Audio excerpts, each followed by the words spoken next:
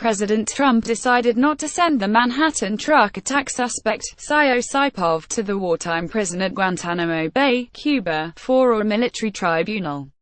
John MooreGetty Images Washington. For nearly a decade, a vocal faction of Republicans have insisted that America's civilian criminal justice system is the wrong venue for handling terrorism suspects. And for a moment last week, it looked as if President Trump might vindicate their view by transferring the suspect in the New York truck attack to military custody at Guantánamo Bay, Cuba. Instead, the man, Sayo Saipov, was interrogated and charged in the civilian system.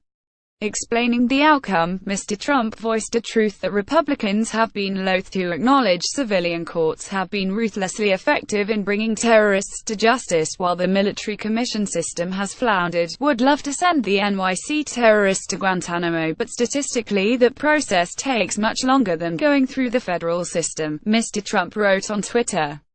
There is also something appropriate about keeping him in the home of the horrible crime he committed. Should move fast. Death penalty worth that? The president appeared to put to rest, for now, the question of whether he will soon fulfill his campaign vow to refill the wartime prison at Guantanamo with newly captured bad dudes. His 10-month-old administration has yet to send any captives there, even as it has brought several foreign terrorism suspects to the United States for civilian prosecution. Those moves have been met by relative silence from many Republicans who emphatically oppose the Obama administration for taking the same steps. The reticence signaled that they may be quietly abandoning their stance now that a president who is a member of their party has to govern, thus draining partisan disagreement from an issue that was deeply politicized during the Obama years. Republicans and conservative media commentators began attacking the use of the civilian system for terrorism cases in late 2009 and early 2010. They pushed back against a short-lived Obama administration plan to bring 5 Guantanamo detainees accused of aiding the September 11 attacks to New York for a civilian trial, and deplored the FBI's handling with criminal justice system procedures of a Nigerian who tried to blow up a Detroit-bound plane with a bomb in his underwear. The critics maintained that the government would lose information if interrogators read suspects' Miranda warnings, that they had a right to remain silent and be represented by defense lawyers. They also argued that civilian trials presented a greater risk of spilling classified information and that terrorism trials could turn courthouses into targets. The talking point that the military should exclusively handle terrorism cases persisted for years among Republicans, even as in scores of such cases, FBI interrogators proved adept at persuading suspects to talk and federal prosecutors swiftly won harsh sentences without security problems. That includes such high-profile cases as the 2010 Times Square car bombing attempt and the 2013 Boston Marathon bombing cases. At the same time, the Guantanamo tribunals, which had started slowly, after the Supreme Court struck down an earlier version in the Bush years, have repeatedly plunged into chaos. Contested cases, including the attempted prosecution of the 5 September 11 defendants, bogged down in years of hearings without getting to trial. Time and time again, federal courts have proven to be more efficient and more effective than military tribunals, said Nicholas J. Lewin, a former counterterrorism federal prosecutor. On punishment, federal courts win. On length of time between capture and conviction, federal courts win. On certainty of upholding conviction on appeal, federal courts win. Abu Ahmed Khattala, a suspect in the terrorist attacks in Benghazi, Libya, in 2012 was captured in 2014, via Associated Press. Amid those real-world complexities, the Trump administration has confounded expectations that it would swiftly bring new detainees to Guantanamo. It has brought to civilian court several foreign terrorism suspects, including an Algerian-Irish Qaeda suspect facing trial in Philadelphia and a Turkish Islamic State suspect facing trial in New York. Attorney General Jeff Sessions, who as a senator routinely attacked the Obama administration as foolhardy for not sending newly captured terrorists to Guantanamo, is now extolling the successes of civilian courts.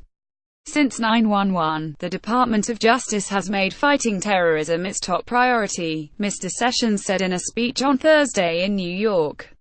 Our goal is not just to catch terrorists, but to prevent them from striking us. And in this fight against terror, we have gotten results. Mr. Sessions did make a nod to Guantánamo, citing it as another lawful tool that the Trump administration remains willing to use, but that fleeting and vague reference contrasted with the detailed praise he heaped on civilian terrorism prosecutions. Mr. Sessions lauded the conviction last month of Ahmad Khan Rahimi in the September 2016 bombing in the Chelsea neighborhood of Manhattan. He faces a mandatory life sentence. Mr. Sessions pointed to charges unsealed last month against 3 men accused of plotting Islamic State-inspired attacks in New York. And he cited the case of Mustafa al-Imam, the second suspect captured in the 2012 attacks in Benghazi, Libya, who was seized by American commandos in a raid there last week and made his initial appearance on Friday in a federal courthouse in Washington.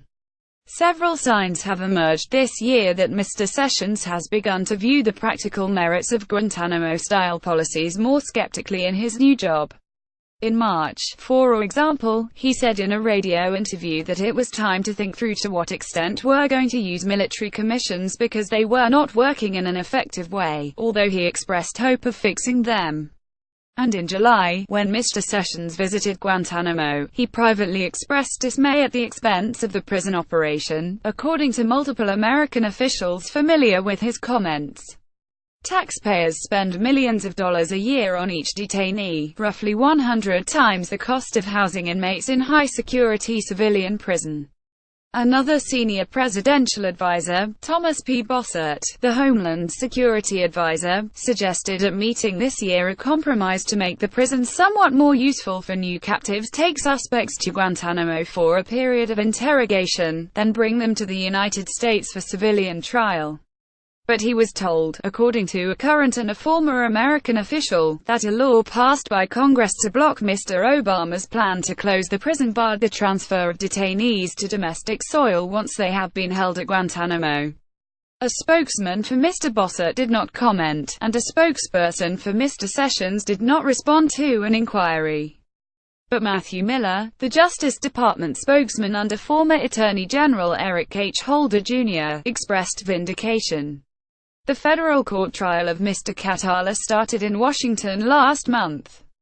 Andrew Harnick, Associated Press. Their opposition to trying terrorists in federal court was always based on nothing but politics, and it was always bound to collapse the minute a Republican became president and had to face reality, Mr. Miller said. He predicted that under the next Democratic president, some Republicans would revive the issue to score political points, among the Republicans who have been strikingly quiet on the topic this year is the Republican Senate leader, Mitch McConnell of Kentucky. He once led the charge, telling fellow Republicans in 2010 that they could reap political gains by campaigning on the issue.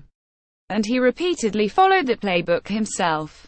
In 2011, for example, when 2 Iraqi refugees in Kentucky were charged with committing terrorism offenses abroad, Mr. McConnell denounced the move.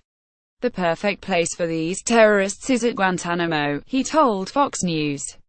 And in 2014, when American commandos captured Abu Ahmed Khattala, a Libyan suspect in the Benghazi attacks, Mr. McConnell maintained that interrogating him under law enforcement procedures would be a mistake because the United States needed to learn who else was involved in the attack. But, following its procedures, the FBI first questioned Mr. Khattala for intelligence purposes, and then, after advising him of his rights, started over for information that could be used in court. At his continuing trial in Washington last week, an agent who interrogated Mr. Khattala testified that the FBI had succeeded in getting him to identify Mr. Imam, the just-captured second Benghazi suspect. Mr. Imam, we didn't know who he was until Abu Khattala told us, the FBI agent said. In an email, a spokesman, Don Stewart, said that Mr. McConnell's position on sending foreign terrorism suspects to Guantánamo had not changed. But Mr. Stewart also said that Mr. McConnell had never had a blanket policy. He pointed out that the truck attack suspect, Mr. Saipov, was probably ineligible for wartime detention because no evidence had emerged that he was a part of an organization with which the United States is at war. That did not stop Senator Lindsey Graham, Republican of South Carolina, from saying that Mr. Saipov, who waived his Miranda rights and spoke freely to FBI agents, could and should be placed in military custody based on his support for the Islamic State. Mr. Graham, a lonely voice in loudly criticizing Mr. Trump's decision to stick with the civilian system, insisted in an interview that Mr. Saipov should have been interrogated in military custody. Mr. Graham scoffed at the notion that the FBI would learn all he knew, especially once he had a lawyer. But he also acknowledged that some of his colleagues who once shouted in unison with him were now quiet. If Obama had done this, he said, there would have been a lot more Republicans out there. A version of this article appears in print on November 5, 2017, on page A1 of the New York edition with the headline "Trump backs off on Guantanamo Party follows."